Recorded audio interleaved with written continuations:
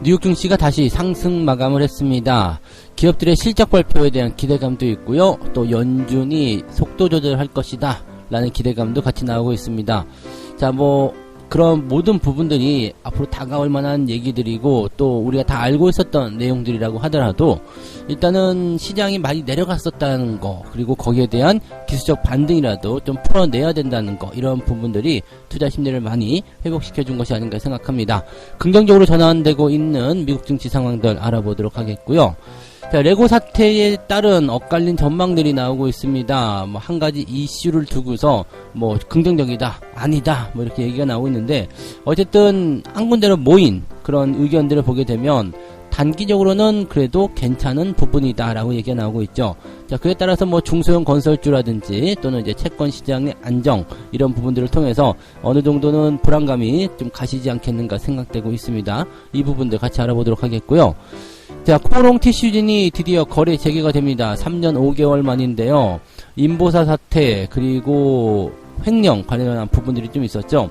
자, 코스피하고 코스닥하고 둘 다 이제 각각 이런 그 상장에 대한 그런 부분들을 놓고서 심의를 벌였는데 둘 다 이제 상장 유지를 결정을 했습니다. 그래서 기적적이라고 봐야 될까요? 이제 지옥에서 돌아왔다 이런 얘기도 있던데, 코오롱 티슈진이 거래 재개가 되면서 이제 오늘부터 여기에 대한 또 한숨이 나올 수 있을 거라 생각됩니다. 한숨 돌릴 수 있을 것 같아요. 그죠? 네, 이 부분도 같이 알아보도록 합니다.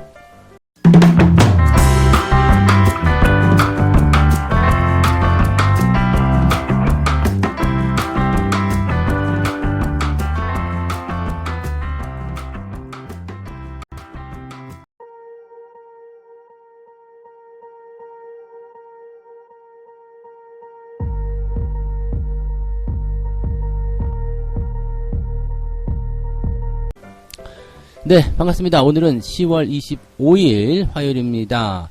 자, 미국 증시가 나쁘지 않은 모습을 보였습니다. 장중에 한번 크게 흔들리는 모습 좀 있긴 있었습니다만은 그래도 안정적으로 상승 마감을 좀 했습니다. 다우지수는 플러스 1.3%, 나스닥은 플러스 0.86%. 장 초반에 약간 불안한 모습 보이긴 했습니다만은 그래도 장 후반까지 꾸준하게 잘 올라줘서요. 오늘도 양봉 마감했죠. 네, 오늘도 시가 대비 종가가 높게 형성이 되면서 양봉으로 딱 마무리가 됐습니다. 자, 이런 흐름들이 좋죠. 왜냐면은 장 초반에 조금 흔들리더라도 장 막판까지 쭉 끌고 올라가서 마무리된다라면 이제 다음 날에 대한 기대감도 있고요. 흐름 괜찮네라는 느낌을 가져갈 수가 있습니다.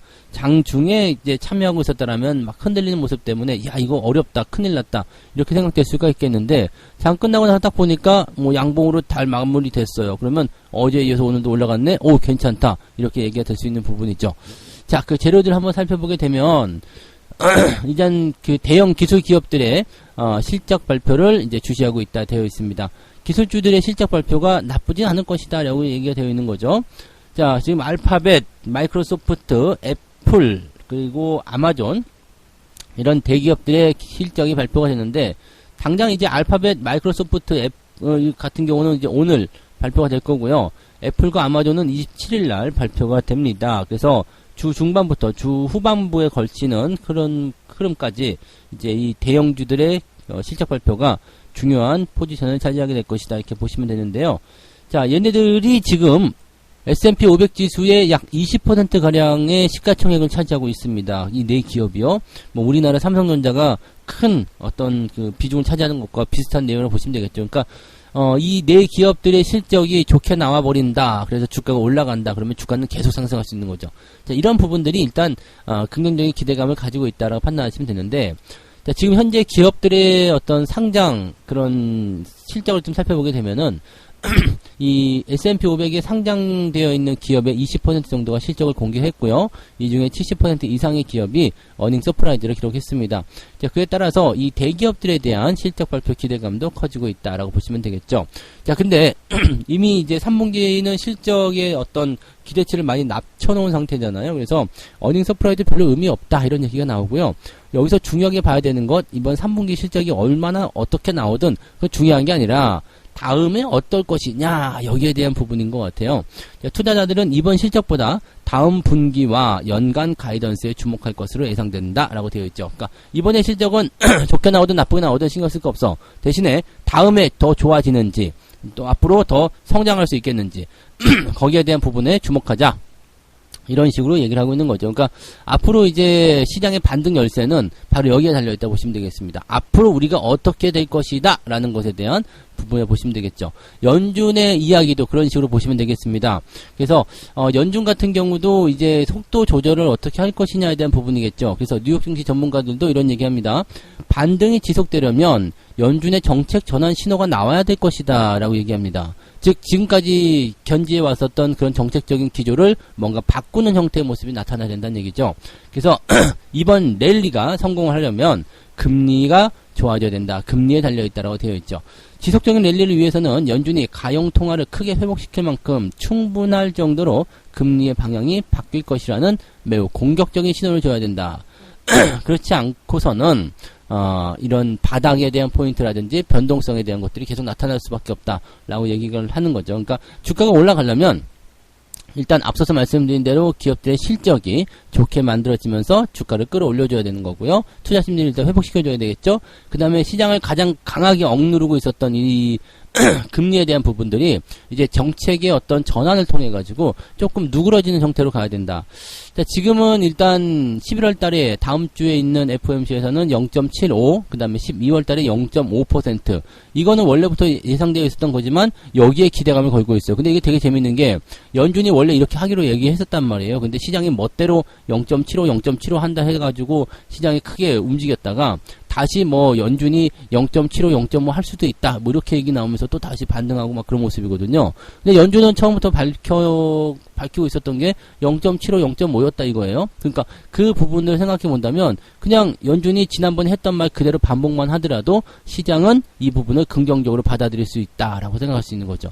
그러니까 오히려 이제 이 FOMC를 넘어가면서 11월로 넘어갔을 때 이제 FOMC 발표되고 나면 CPI 지표도 발표되고 실업률 발표된단 말이죠. 자, 요 내용들은 시장에 우호적일 수밖에 없겠죠. CPI 지표는 뭐 또 조금이라도 떨어질 수밖에 없는 상황을 만들어내게 될 테니까 이렇게 물가 상승률이 점점 떨어지게 되고 그 다음에 연준의 방향도 이렇게 결정이 되게 된다면 투자자들 입장에서는 why not이 되겠죠. 왜 투자 안 해? 네, 제 주가가 계속 올라갈 수밖에 없을 것 같은데 라는 식으로 되는 거죠.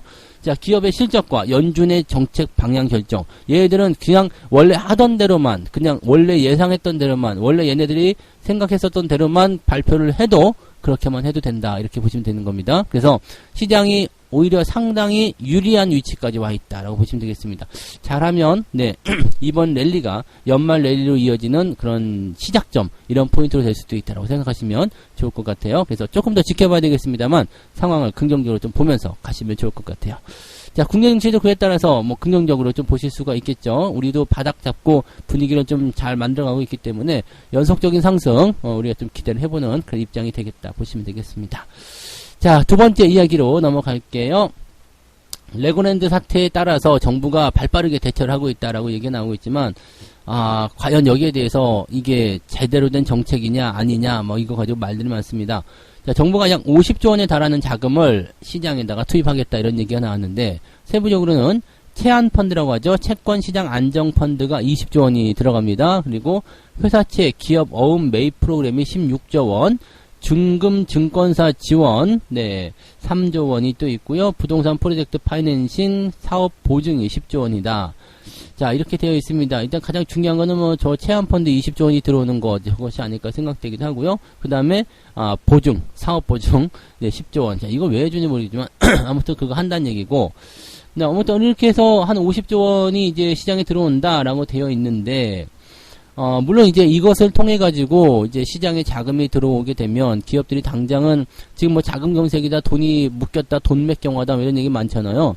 채권 시장에 대한 신뢰가 무너진 상태란 말이에요. 그리고 뭐 지금 레고랜드 같은 경우는 잘 아시겠지만 강원도 쪽에서 이제 이 지방자치 정부라고 해야죠. 지방정부라고 봐야 되는데 이 지방정부에서 에라 모르겠다 그러고 나가 떨어진 상태 아닙니까? 이렇게 되니까 신뢰도가 완전히 바닥을 친 거죠. 그러면 회사들 입장에서는 채권을 발행해가지고 자금을 조달해야 되는데 지금 채권 금리도 굉장히 높아요. 높은 금리를 제시를 해야 되는 상황이고 근데 여기서도 자금이 모집이 안 돼요. 그럼 더 높은 금리를 제시해야지만이 자금이 좀 들어올 수밖에 없지 않겠느냐 이렇게 될 수가 있는 거잖아요. 그러니까 이런 상태가 돼버리면 어떻게 되겠어요? 회사들의 비용 부담 이런 것들이 상당히 크겠죠. 그래서 그런 것들에 대한 어떤 부담감들이 있어서 자금이 돌지 않는다. 이게 어느 정도 돈이 있는 기업들은 괜찮아요. 근데 돈이 없는 기업들 같은 경우는 부담감이 상당히 커질 수밖에 없는 상황에서 중소형 건설주들이 뭐 부도설이 나고 막 난리가 났었죠. 근데 그런 부분들을 이제 해소하기 위해서 이런 것들을 이제 만들었다라고 보시면 되겠습니다. 당장 24일부터 집행에 들어가라 이런 식으로 얘기가 나왔던 부분이니까 여기에 대해서는 일단은 단기적으로는 야 그래도 한숨 돌렸다 이렇게 얘기가 나왔는데 증권사에서는 이제 엇갈린 전망이 나오고 있습니다. 하나투자증권에서는 뭐라고 했느냐, 정부 조치가 단기적으로 긍정적인 영향을 미칠 것이다. 괜찮네요. 이만큼 이제 빠르게 대처를 했기 때문에 투자 심리 안정에도 도움이 될 것이다 라고 얘기가 됐고요. 키움증권에서도 마찬가지입니다. 이번 대책은 규모와 세부 내용 모두 실효성을 제고한 대응책을 제시한 것이다. 자금 시장이 빠르게 안정될 것이라서 안정화를 빠르게 찾게 될 것이다 라고 얘기를 하고 있는 부분이 있습니다. 다만 NH투자증권에서는 또 이렇게 얘기 나옵니다. 지금 현재 크레딧 및 단기 자금 시장은 2020년 3월 코로나 시기보다도 더 악화되어 있다는 점을 감안할 때 더 강범위하고 적극적인 매입이 필요하다. 그러니까 지금은 이제 효과는 그렇게 크지 않을 것 같다. 대신에 뭐 당장 있는 어떤 불안 요소들은 해소가 될 수 있겠지만 지금 이런 부분들이 더 크게, 더 멀리, 더 광범위하게 지속이 돼야 되는데 이런 부분들이 좀 아쉽다라는 얘기는 있는 거죠. 근데 50조 원도 지금 무지막지한데요. 이거보다 더 크게 들어간다? 이거는 조금 너무 무리된 상황이 아닌가 싶기도 합니다. 그래서 네, 더 많이 자금이 필요한데 이거밖에 안 넣었으니까 지금은 조금 불안하지 않을까라는 생각. 글쎄요. 이거보다 더 크게 필요하다라면은 아마 시장 자체가 지금 상당한 불안감에 휘둘려야 된다는 것을 생각해야 되는데, 과연 가능할까 싶기도 하고요. 네. 자, 메리츠증권 같은 경우는요, 단기 자금 시장을 거쳐서 크레딧으로 확산되는 불안 심리로, 지금 민평보다 훨씬 높은 조달 금리를 기록 중에 있다. 즉, 금리가 높아져 있다는 상태입니다. 회사에서 이제 자금을 조달하려면 평균보다도 더 높은 금리를 조달해야 된다는 얘기인데, 지금 이 부분은 뭐 여러 가지 안정 조치를 취하긴 했지만 단기적으로는 괜찮을 수 있어. 하지만 한번 무너진 심리를 세우는 것은 시간이 필요하다. 그러니까 지금 조치에 대해서는 단기적인 이슈는 될 수 있겠다. 다만 길게 봤을 때 정상적으로 회복되려면 많은 시간이 필요할 것이다. 당장 회복된다는 기대감은 좀 버려야 한다라는 식으로 얘기가 되어 있죠. 이건 약간 현실적인 부분이긴 합니다. 왜냐면 심리적인 부분들이 나 지금 배고파. 그래서 밥 딱 줬다고 해서 당장 뭐 이렇게 좋아지는 건 아니죠. 왜냐면 지금은 밥을 먹어도 다음 끼니가 더 걱정되고 그럴 수 있잖아요. 그러니까 그런 상태에 있는 부분이다. 완전히 이 심리적인 안정을 찾으려면 곳간에 쌀을 가득 들어있다는 걸 보여주고 걱정 마. 너 밥 계속 먹을 수 있어. 라는 식으로 안정감을 줘야 된다는 얘기죠.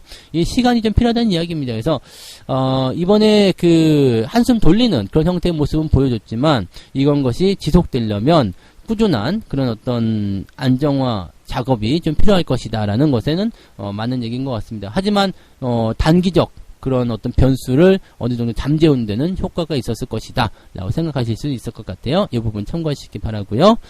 자, 세 번째 이야기 넘어갑니다. 코롱 티슈진이 3년 5개월 만에 오늘 거래가 재개가 된다고 합니다. 고생 많이 하셨어요. 그죠?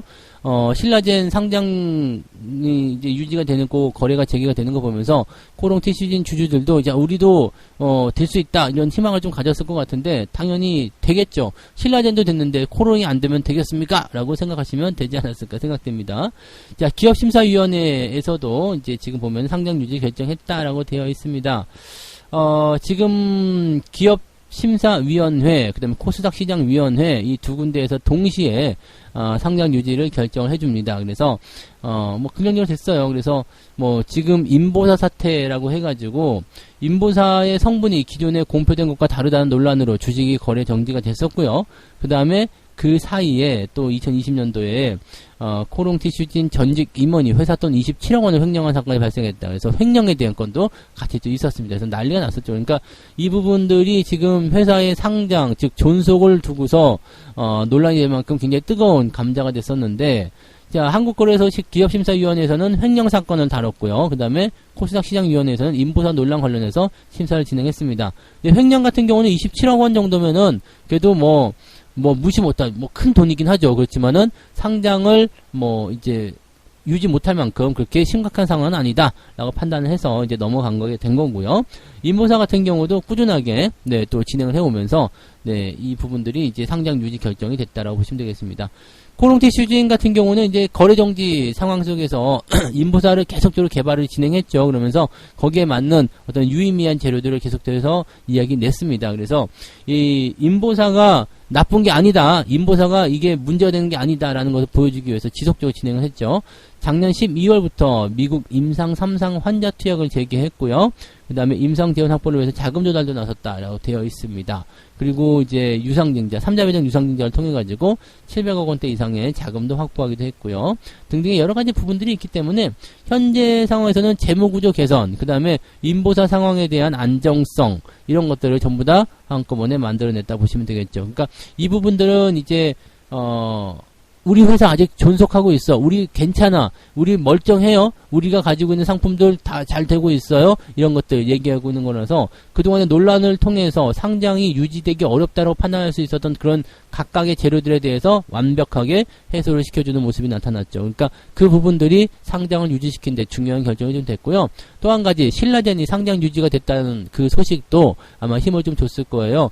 뭐 여기 신라젠 같은 경우는 횡령 뭐 이런 거 있었잖아요. 근데 횡령 이렇게까지 했는데도 불구하고 야 그럼 우리 티슈진 이런 거는 사실 별거 아니지 않냐? 라고 얘기가 나올 수 있는 부분이 됐겠죠. 그래서 그런 것들이 이제 상장 유지를 결정하는 데 중요한 요인이 됐겠습니다. 그에 따라서 이제 관련 기업도 있겠죠. 네, 코롱 그룹주들의 전체적인 도약이 좀 나올 수도 있겠다 생각되니까 그런 부분들도 우리가 한번 참고해 볼 필요가 있겠고요. 다만 상장이 유지가 되면서 거래 재개가 됐을 때 주가가 한 번씩 튀는 경우들이 있어요. 지금 이 티슈진 같은 경우도 그런 영향을 좀 어느 정도는 받을 것이라 생각하시면 되겠지만 주가가 한번 튈 때 이 부분들이 이제 우리가 신라젠에서 많이 보셨을 거예요. 단기적으로 빵 튀고 나서 주가가 거래량을 동반해서 떨어지는 모습이 나타나잖아요. 이런 부분들 단기에 팔아먹고 자는 사람들이 있는데 주가가 급등하게 되면 움찔하거든요. 잠깐 기다렸다가 팔아먹기 때문에 그 시기를 우리가 잘 누리셔야 됩니다. 그러니까 팔아먹고 자시는 분들은 일단 급등하고 있으면 그냥 두셔도 되는데 변동성이 커진다 그러면 그 시점에서 바로 매도를 진행하시는 것이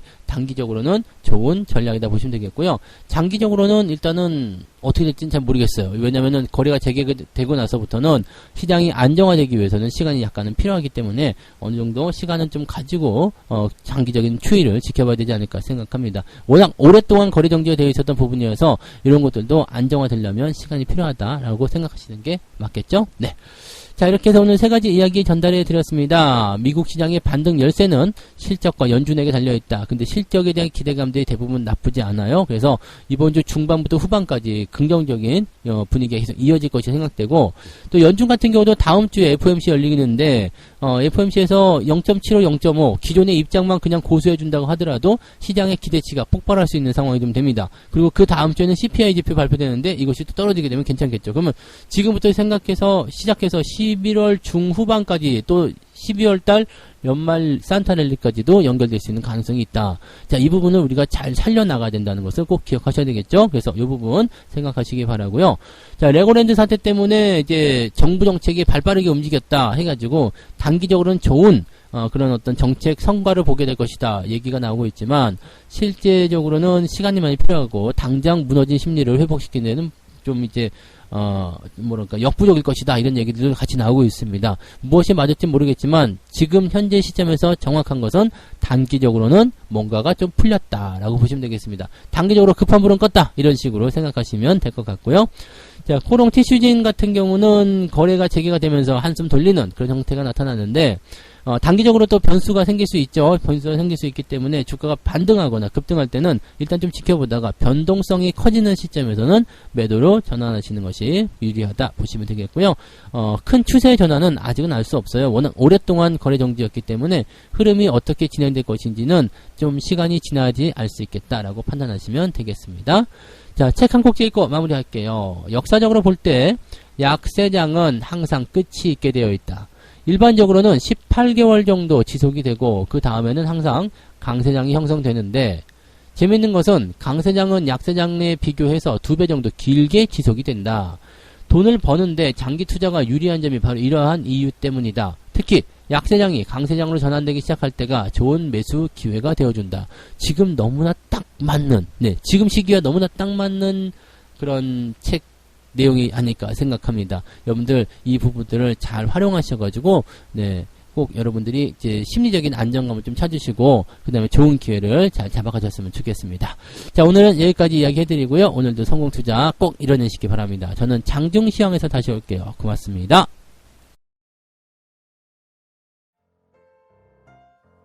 본 방송에서 제공되는 모든 정보는 투자 판단의 참고 자료이며 투자의 최종 책임은 본 방송을 이용하는 본인에게 있습니다.